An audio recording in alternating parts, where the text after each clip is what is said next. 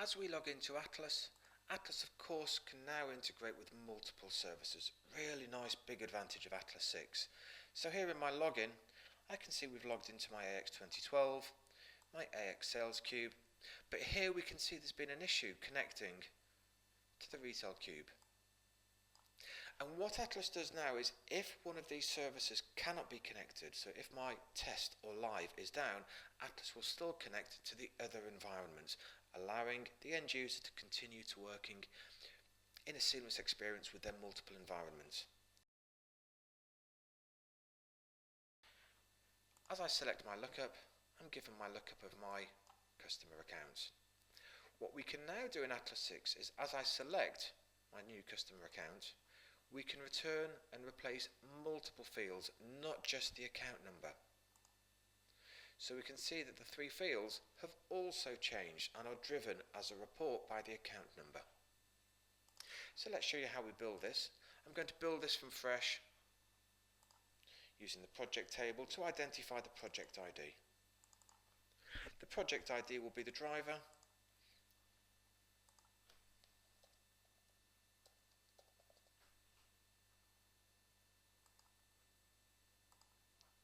and will allow me to report out the project name, the type and the account. So in my Atlas interface again you'll see this is a really nice wizard. I just select the fields, click next. My filter is going to be on my AX company.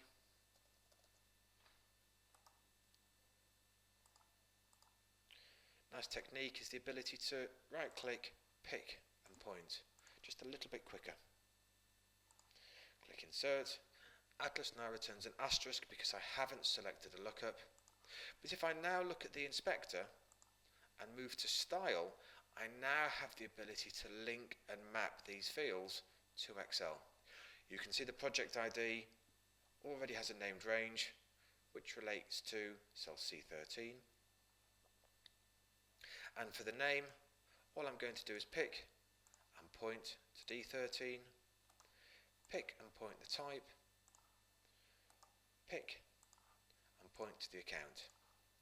Press update, and now as I select a customer account, Atlas refreshes all the fields. So this is really useful because if I want to use this genuinely as a lookup, to look up data in multiple tables, multiple fields, multiple forms in AX, or if I want my end users to have quick and easy access to data, Atlas now presents this to me. Of course, a lookup can also be driven to drive a report. Now that we've got the lookup in place, one nice feature is as an end user, and I'm guilty of this, if I accidentally delete the report, which is the lookup, if I now click back into the project ID cell, I can see that the lookup has reappeared. So as an end user, I can't delete. I can't type in the wrong project ID and lose that formula. As soon as I click back in the cell, Atlas now shows me the lookup. An end user cannot accidentally or deliberately delete the lookup from using Excel in the Excel sheet. And the way that you can delete, because there will be times when you need to delete the lookup, well, if you notice, Atlas has created a named range. So this is the reference for the report. Atlas will add the SQL definitions, the query definitions, into Atlas Report 8. So to delete it, we just need to use the formula, the name manager.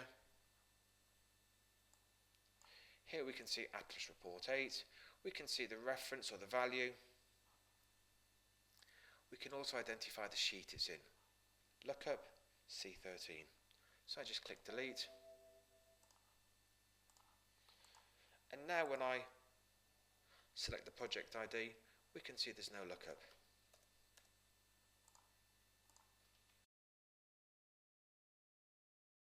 Moving on to functionality that was popular with Atlas 5, 4 and 3.5. We had a feature called the Manage Column, which would allow you to add or append a column. The column would dynamically integrate with the table. So irrespective of how much or how little data I had in my table, the column would expand accordingly. This was typically used to introduce balance formulas, label formulas, so free format formulae, or an Excel calculation. We've now extended this functionality. So here I have a list report showing me my invoices for a customer. It's of course driven by a lookup. As I click on Atlas 6 and data, I'm now going to inspect and change the existing definitions. Hence I've clicked on Data Inspector. Bottom right hand corner, we have a button called Calculation Column. This is going to give me my Managed column, but a lot more Excel functionality. So because I'm using Atlas 6, where I see the three dots, this indicates there is more functionality lying behind this form. As I select, I can see multiple calculation columns. We'll look at these in turn. The first thing I'm going to do is to include ranking. This was included in Atlas 5 but maybe wasn't used so much. So I'm going to show you, I think, quite a meaningful use for it. I select the ranking. This is going to allow us to rank each item in turn, 1, 2, 3, 4, 5, etc. I click Create. I rename as rank. I'm going to rank this based on the value of the invoice, and therefore what I need to do is to take the amount, click on the properties, where I've got additional settings such as aggregation, but on this occasion I'm going to use my sort to sort descending from high to low.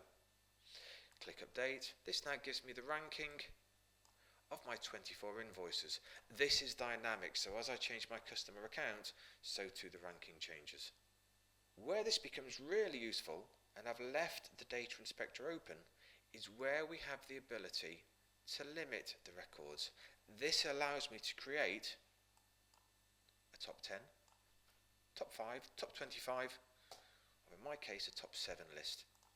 I click Apply, press Update.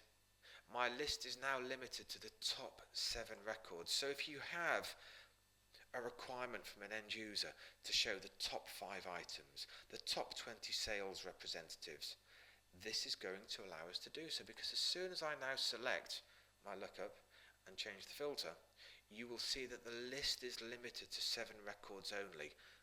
Those records are shown by rank.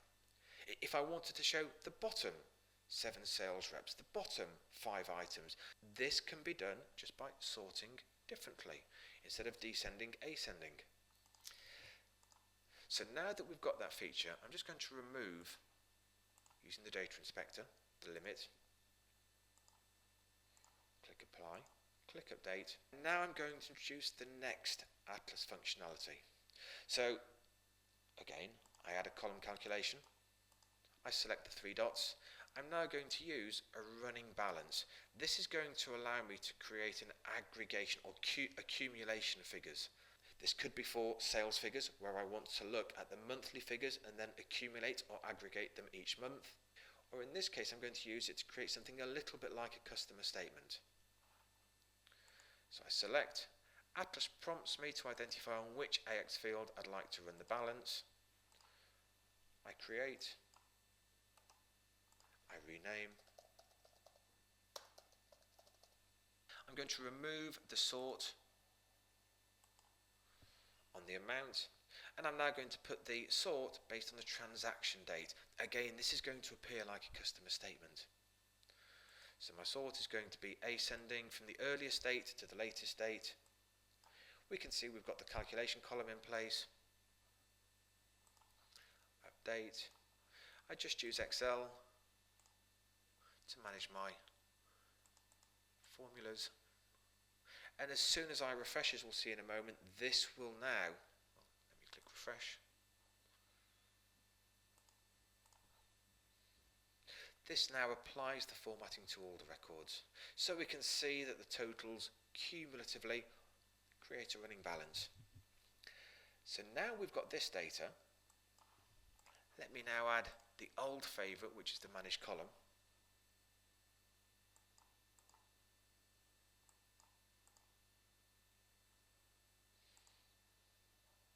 Click Create.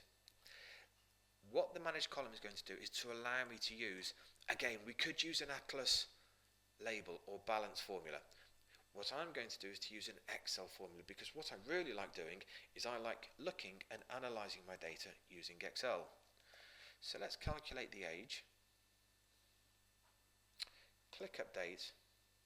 The fields, by the way, can all be moved within the table, so the rank does not have to be in column G.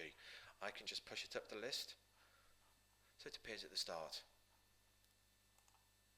I've now got my Excel column, and in this column I can include an Excel formula. So I'm going to base this on the age of each invoice.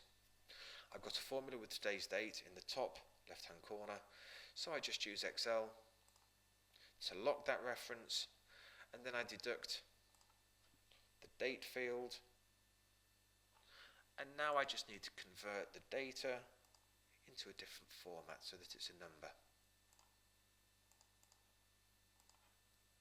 So as I now refresh the report,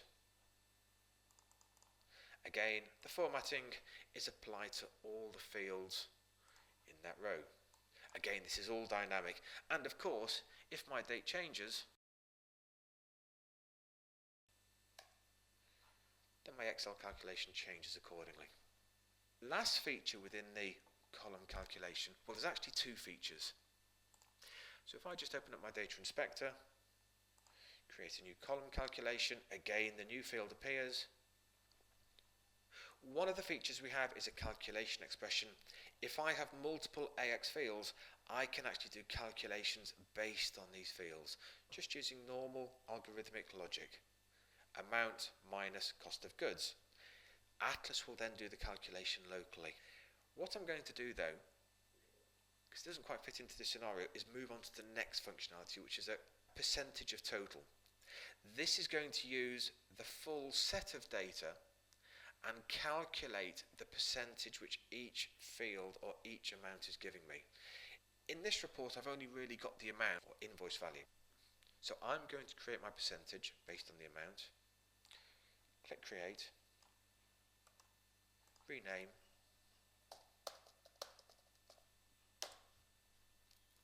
update, an extra column has appended,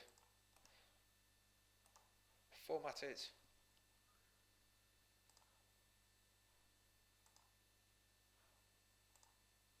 refresh the filter using the lookup, and what we can now see is, and again this is all dynamic, so I've got 24 lines, I could have 2,400 lines. This will still calculate the percentage of the total subset that each of these values gives me. We can see that the total is 100%.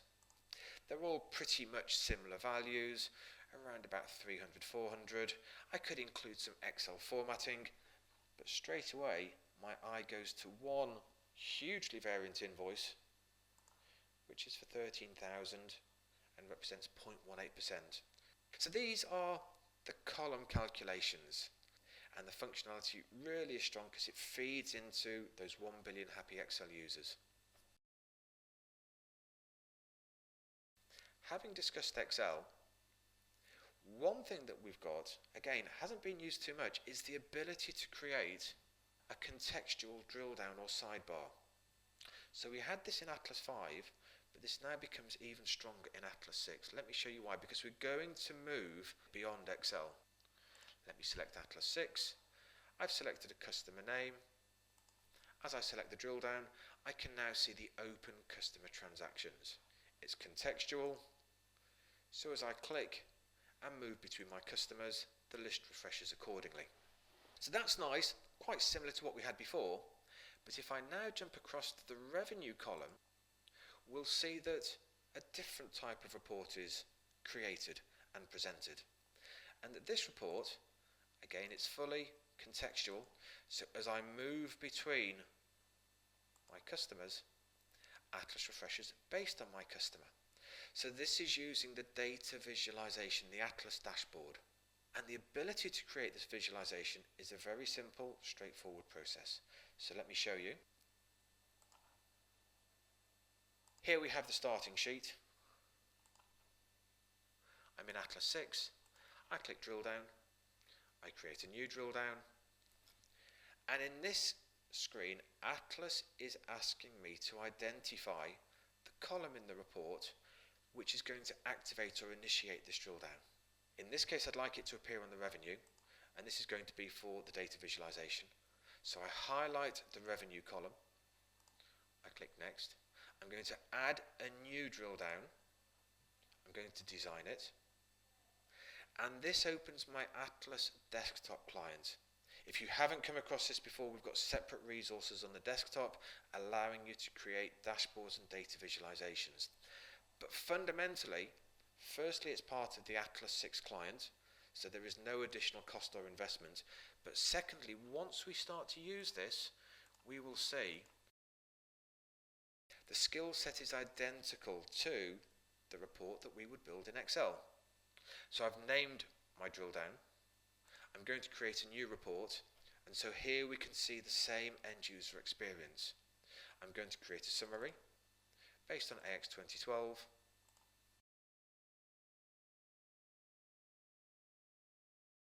I select my table.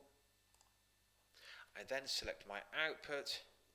I'm going to select the item, quantity and amount, because I'm going to possibly change the way I display this. I'm not yet decided. Again, Atlas gives me full flexibility. Because we're using Atlas, of course, we can link and join data to a related table so that we can include the name of the item. I click next. We now need to use our filter. The filter is going to be based on the invoice account. Again, because I'm using Atlas, I can just use the native joins and relations within AX to link to the customer invoice journal, from which I can select the invoice account. Now that I've got the invoice account, I right click. This gives me the option to pick, as I had before in Excel, but I'm not using Excel, or to select a named range. So this table is built with a named range of invoice account. So this is going to reference the invoice account. I therefore click Insert. Atlas tells me there's a missing reference, which is correct, because at the moment we have not applied this to Excel. So I click Apply, and my list report has appeared. This is your typical standard drill. I can of course change the fields which are shown, and I can of course change the order. Normal Atlas functionality. Where we're going a little bit further is just reopening the definitions in the dashboard, selecting style, and then changing the way we view and visualize this data. In this occasion, I'm going to select a pie chart. As I select the pie chart, I'm now asked to identify which of the fields are going to appear. So I'm going to keep it simple this time. I'm going to use my name, and I'm also going to show the quantity sold rather than the amount. Press Insert. This creates my visualization. I now click Apply. My visualization has appeared. As I move and click between the fields, my report refreshes accordingly. If I now decide I wanted to change any of these definitions, well, I just reopen and I use the Data Inspector and I use the Style Inspector to change.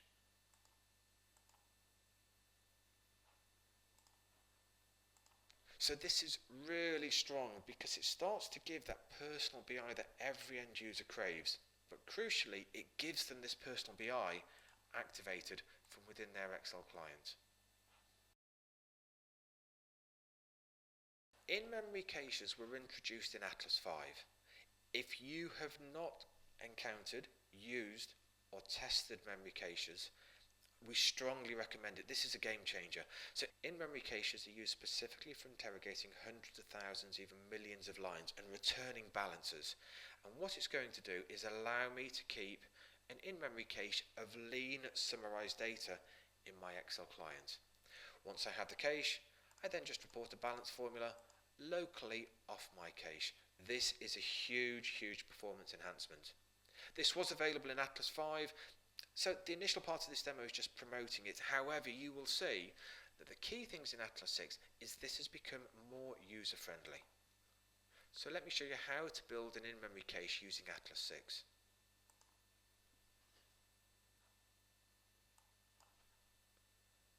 As I select cache, is that Atlas is prompting me to give a name to the cache. This is really beneficial because it gives me an end user or consultant facing name. And I would like this cache to report the previous year data. I click next and I just build my cache in the same way I would any Atlas report. I'm going to interrogate and build my report using the General Journal account entry table, and I'm going to report out the main account and the amount. Again, you can select, I can select, the consultant or the power user can select the amount to be used. Now I've selected two fields. This is key with a cache. I need to reduce the amount of data held in the cache. I'm just going to show the main account and the amount. This is going to be summarized data. So we're not showing the transactions, we're just showing and reporting off the summaries. To keep the summaries correct though, I need to build my filters. So firstly I'm going to use the data area ID to pick my AX company, and I'm then going to use the links within AX to jump across to my General Journal entry table and select the accounting date, because the date is going to be my second filter.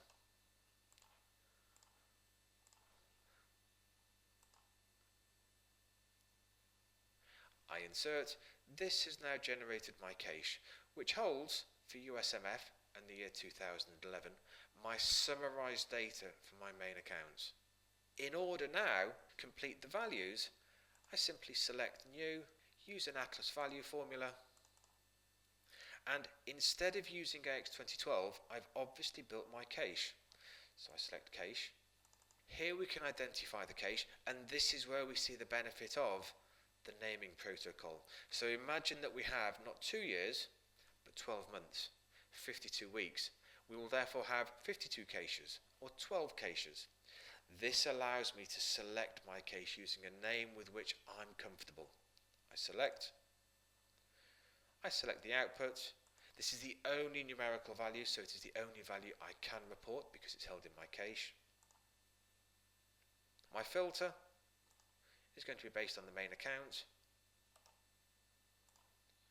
So I unlock the row, click insert, and just drag down. And this gives me my values. So if I now, just for the purpose of the demo, change the date, we can see how quickly it's refreshed. You will have noted that the previous year cache changed from 0 to 1. The cache refreshes first and then the balances. This takes markedly less time. So it's a huge performance enhancement on using the labels, using the formulas, using the values, and using multiple calls on the database. This is a single call. So now that I've got my data and I've got my caches, let me show you that firstly, as I select cache, we now have some properties relating to the cache. Firstly, I can see when the cache was last refreshed.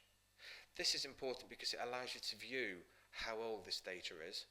The second thing is it allows you, especially with uploading, to understand whether the rec IDs, so if you're using rec IDs for multiple table append, so this is part of the batch upload, this allows you to see when it was most recently refreshed, whether the rec IDs are up to date. We have additional functionality under the settings where I can inspect and browse. So browse is useful because now, should I have seen that my values were 0, I could have immediately seen and checked that there were values in my cache and determined whether it was my end user error which had given a 0 value. I can see there are lots of values, there's main accounts and there's amounts. I can duplicate. So now what I'm going to do is, having built the definitions, well, this cache is just going to refer to a different period. So I select a new cell, click OK, and Atlas duplicates the cache. Now I'm going to rename this as current year. And the only difference between these two caches are the filters on the period. For the current year, I can now inspect the definitions, move to the filters, and change the filter from C8 to D8.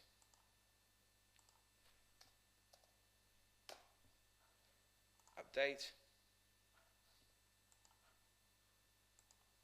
And I could rebuild my formulae, but if I drag the original formula across and noting the formula in the formula bar, and also noting that these caches use the named range protocol, well, if I delete this named range, the previous year cache, and reference the current year cache, well, as soon as I type in, I can see the named range which exists and which has been built up by the cache. So I select, press enter, and we've now built the new cache. And we've now built the new formula. So I just drag down,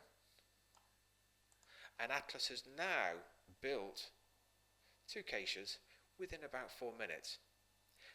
Now this demo is nice with two date periods, but imagine if we had 12 or 52 and we had multiple ways of viewing that data. The ability to quickly duplicate and build these caches is really very strong. And the next point with caches is if I make human error and I accidentally delete the cache, so we can see there is no cache available. If I refresh, we can see that the cache rebuilds. So again, like the lookup, the end user cannot accidentally delete the cache. As I select this cell, I can see again that the named range has been built and just rebuilds itself once it's been deleted. So the definitions are attached to this named range. Again, of course, to delete this, if I really wanted to, I would just use my name manager and delete the cache.